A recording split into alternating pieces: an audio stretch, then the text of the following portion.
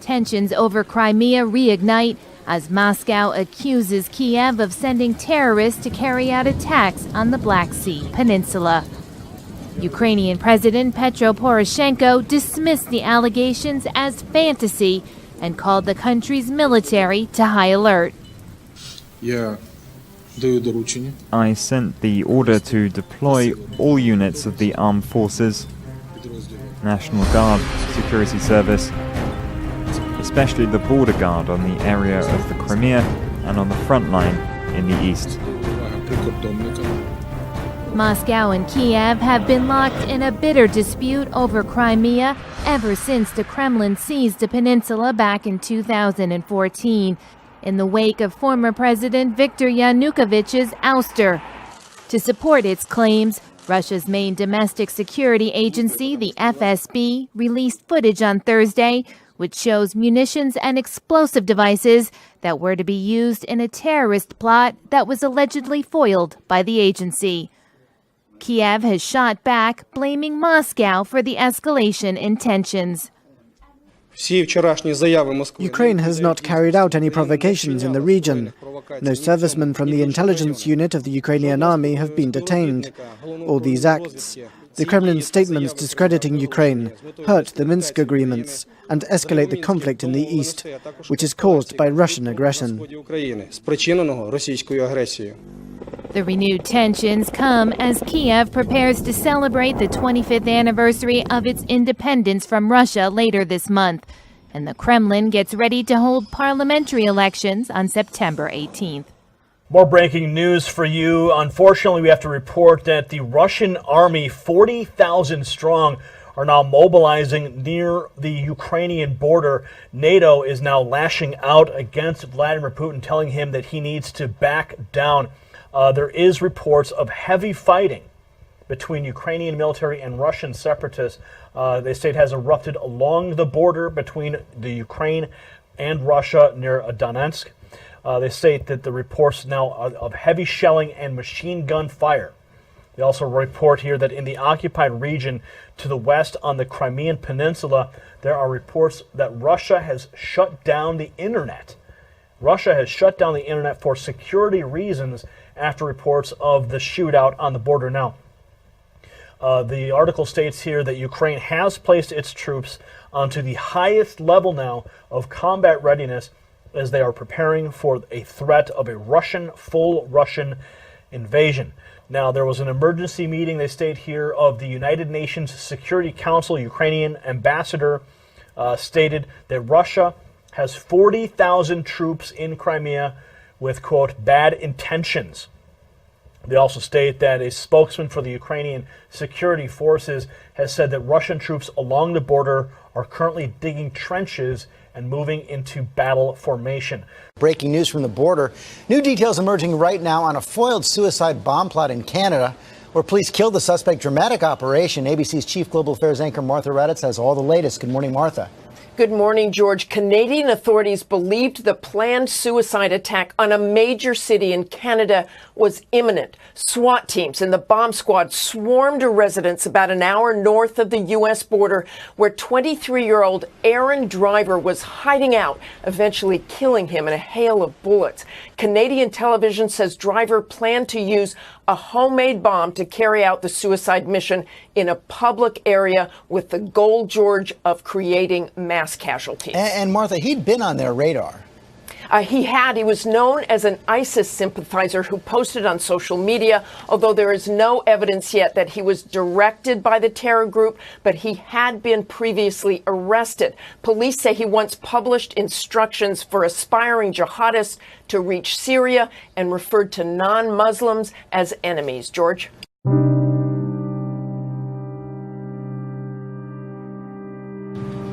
Police searched for clues at one of the bomb sites where a street vendor was reportedly killed. 2 bombs went off within half an hour of each other, 50 meters apart. One was thought to have been hidden in this plant pot. The bombings happened as the streets were bustling with late-night diners. Hours later, another twin blast hit Hua Hin, a popular weekend getaway for locals and foreigners, just a 2-hour drive from the capital Bangkok. As well as the 4 blasts in Hua Hin, There are also 2 on the island of Phuket and the island getaway town of Suratani in the country's south. One exploded in front of the marine police offices, killing at least 1 person. No one has so far claimed responsibility for the attacks. Simultaneous bombings are a regular occurrence in Thailand's southern provinces, where the government has been fighting an Islamic insurgency for decades. Attacks in other tourist areas, however, are rare. Hua Hin, Thailand's oldest seaside resort, is also home to Klai Kangwon Palace, the preferred residence of King Bhumibol Adulyadej. The bombings came just as Thailand prepared to celebrate the Queen's birthday, a national holiday, on Friday. Rio Olympics organizers admitted Thursday that preparations could have been better for the 2016 Olympics. Brazil is currently in its worst recession since the 1930s, and an ongoing political crisis has divided South America's most populous nation. 5 days into the Olympic Games, there have been issues with security and transportation, and many stands have been empty. Games spokesman Maria Andrada said, "It is clear that everything we do in life, when we look back, we believe we could do better." In the latest incident, a military police car near the stadium was shot at, leaving 3 members of the patrol wounded, with 1 in critical condition. Turkey has offered to carry out joint operations with Russia in the fight against Islamic State in Syria. That comes just days after Presidents Putin and Erdogan met in St. Petersburg for crucial talks to mend ties between the 2 nations. We will discuss all the details. We have always called on Russia to carry out anti-Daesh operations with us. We have to fight against Daesh altogether. We will actively participate in operations with our planes. Major developments in the race for president tonight. Donald Trump at his new attack against President Obama, saying that President Obama is the founder of ISIS. Trump in Florida today, standing by his word, saying Hillary Clinton is the co-founder. And you will hear what he said when asked by a conservative radio host if that's what he really meant. Tonight in Florida, I call President Obama and Hillary Clinton the founders of ISIS. They're the founders. Donald Trump is hammering away at that new line of attack. ISIS is honoring President Obama. He is the founder of ISIS. He's the founder of ISIS. I would say the co-founder would be crooked Hillary Clinton. Conservative radio host Hugh Hewitt pressed him on that. I know what you meant. You meant that he created the vacuum, he lost the peace. No, I meant he's the founder of ISIS. But he's not sympathetic to them. He hates them. He's trying to kill them. He was the founder. Finally, there's something bringing Democratic and Republican lawmakers together: the manipulation of intelligence reports about ISIS. 2 separate congressional investigations reached basically the same conclusion. Senior officials at U.S. Central Command presented a more positive depiction of the fight against ISIS in Iraq and Syria than the facts really warranted. Representative Mike Pompeo, a leader of the Republicans' investigation, said this information manipulation, quote, may well have resulted in putting American troops at risk as policymakers relied on this intelligence when formulating policy and allocating resources for the fight. The blame was placed all the way at the very top of CENTCOM's pecking order, just without naming names. The other investigation, led by House Democrats, found CENTCOM, quote, created an overly insular process for producing intelligence assessments and insufficiently accommodated dissenting views. This basically calls into question just how much of a success the US-led bombing campaign against ISIS has been, at least when it comes to the CENTCOM version of events. But the reports also didn't find any evidence the White House or anyone in the administration ordered that any of the reports be changed. The Republican-led Joint Task Force says this is just a preliminary report and the investigation is still going on. That's in addition to another investigation by the Department of Defense. A group of doctors in Syria is pleading to President Obama for help. Almost 30 doctors in a rebel-held district of Aleppo signed an open letter received by the White House. They warn that if attacks on medical facilities continue at their present rate, they could all be destroyed in a month. CBS News received these photos from a group of American doctors who say they escaped recent bombing in Aleppo. Deborah Patta is following events in Aleppo from Syria's capital, Damascus. Deborah, good morning. Good morning. The warnings are dire. Over 2 million people in Aleppo are in danger of running out of food, fuel, medical supplies and water in a city that has been under siege for weeks now amidst incessant fighting. Russia announced a unilateral daily 3-hour ceasefire starting today to allow aid into the city. But it failed before it even began, as neither the rebel coalition nor the Syrian government appear to have endorsed the truce. The heavy fighting never stopped. Overnight, there have also been reports of another alleged chlorine gas attack in rebel-held Aleppo. One witness described a chemical explosion, then the smell of gas. The children, he said, all of us were choking. Even if all parties agree to a ceasefire, the United Nations wants more time, insisting it needs 48 hours to bring in desperately needed resources to the war-weary people of Aleppo. The U.S. military's highest court has rejected the religious freedom defense of a Christian Marine who was punished for posting Bible verses. The court upheld the court-martial and dishonorable discharge of Marine Lance Corporal Monifa Sterling. She refused to remove a Bible verse she posted at her desk in 2013. Her attorneys argued her punishment was a violation of her religious freedom and a landmark case that could set a military precedent for decades. The bottom line is that service members shouldn't be punished for expressing their faith. We ask service members to do some of the hardest things in the world, and we shouldn't ask them to leave their faith behind, and we shouldn't punish them for expressing their faith in the workplace. The scripture posted on Sterling's computer and desk was from Isaiah chapter 54, which reads, "No weapon formed against you shall prosper." The 10th anniversary of the Pulse terror attack, hundreds of protesters gathered to oppose a religious conference supported by a group the Southern Poverty Law Center calls extremist and anti-LGBTQ. The American Renewal Project is a gathering of hundreds of evangelical pastors, and this year they're hearing from Republicans Donald Trump and Senator Marco Rubio in person. Investigative reporter Christopher Heath is at the event, and Chris, Trump just finished his remarks. What did he say? Well, then about the last hour or so, Donald Trump wrapped up his remarks. He addressed the crowd. This is about 700 evangelical leaders. These are people who overwhelmingly voted for him in the primary. These are voters he'll need going into the general election. He talked about the importance of faith in the public sector. His remarks today just wrapped up. Marco Rubio will speak tomorrow, both speaking in front of a group that many have labeled discriminatory.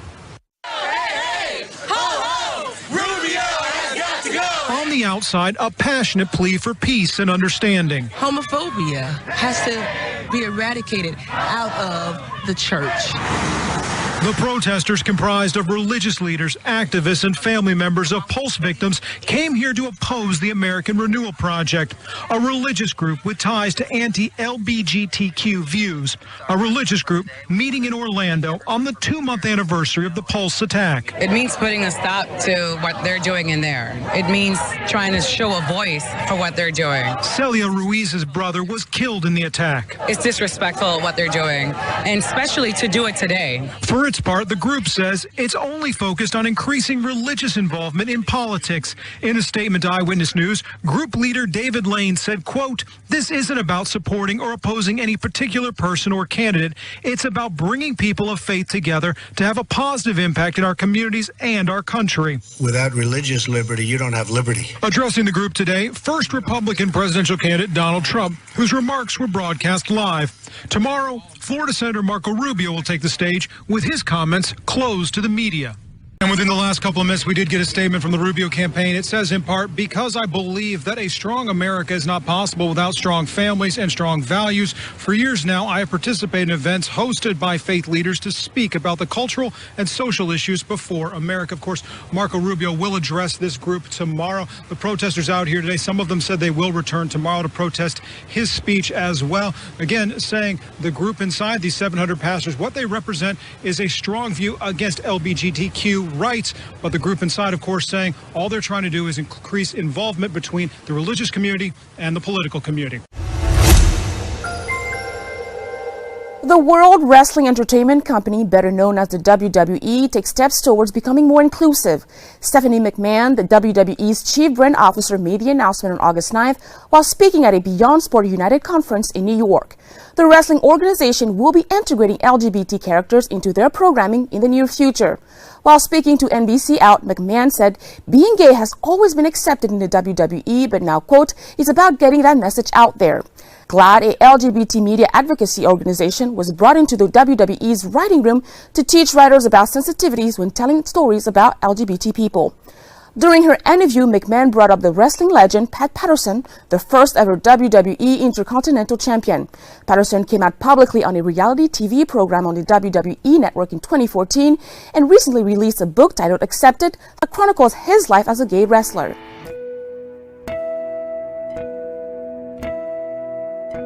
Polygamy must become a civil right in Italy similar to same-sex civil unions, which the country allowed earlier this year, a prominent Muslim representative has said. There's no reason for Italy not to accept polygamous marriages of consenting persons, Hamza Picardo, founder of the Union of Islamic Communities and Organizations, UCOI, wrote in a controversial Facebook post last week. When it comes to civil rights here, then polygamy is a civil right. Muslims don't agree with homosexual partnership, and still they have to accept a system that allows it, he stressed.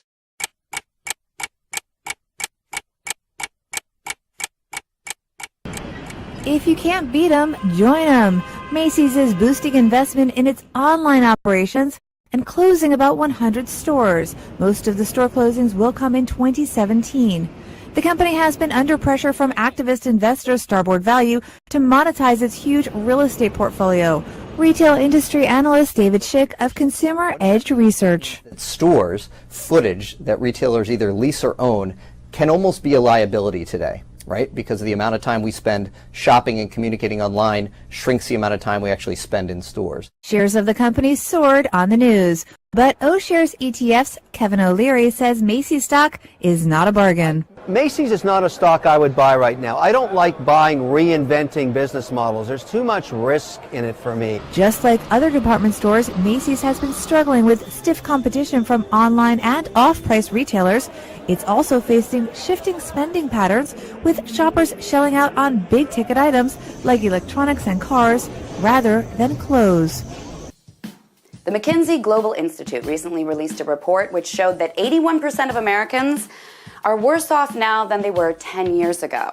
That sounds like a startling figure, and yet I bet a lot of Americans are not startled at all, because they very much feel the truth behind that finding. The researchers had a team of about 40 people working on this report entitled Poorer Than Their Parents: Flat or Falling Incomes in Advanced Economies. It studied the years between 2005 and 2014 and found that incomes in advanced economies, including the U.S., were either flat or fell for about 65 to 70% of people across the board, or for more than 540 million people around the world. And the U.S. saw the even sadder figure of 81% of its households seeing flat or falling income. Richard Dobbs is a senior partner at McKinsey, and he told Bloomberg News that what people were most upset about is not that others got rich. It's not about people wanting to be one percenters. It's just about people seeing that they are earning less money now than they were 10 years ago, while their rents get jacked up and the price of everything has gone up. But the worst part is that, Dobbs says, not only are we starting to be poorer than our parents, we are also on track to be richer than our children. Which means if we carry on our current trajectory, 80% of our children will be much worse off than their grandparents. The exact opposite of what's supposed to be the American dream. Dobbs has an explanation of why this is happening. He says our growth has slowed down, and then also more of the growth is going to fewer of the people. The top 1% are hoovering up all the growth, squeezing 80% of us into having less money than we did a decade ago. Firefighters battling huge blazes in France, Spain, and Portugal, hot, dry summer weather and treacherous winds have combined to make their efforts very difficult.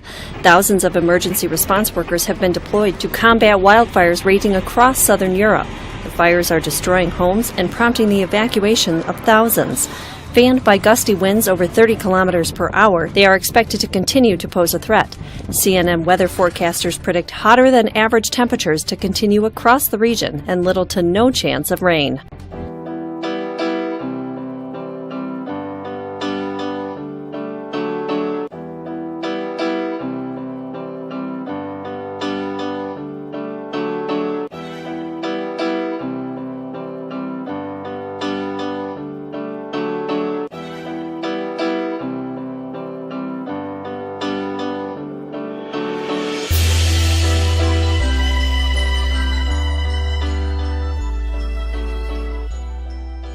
as 200 meteors per hour expected to streak across the night sky, the Perseid meteor shower is set to reach its peak early Friday morning. The outburst of meteors forecast is double the usual rate. The annual meteor shower is one no sky gazer will want to miss. From International Falls, Minnesota to El Paso, Texas, the clearest view will be in the western states. Viewing will be difficult along the California coast because of fog, but clearer skies are expected inland. According to NASA, the best time is sometime after midnight, but before dawn on Friday. The space agency also recommends going outside for 45 minutes first to allow your eyes to adjust to the dark.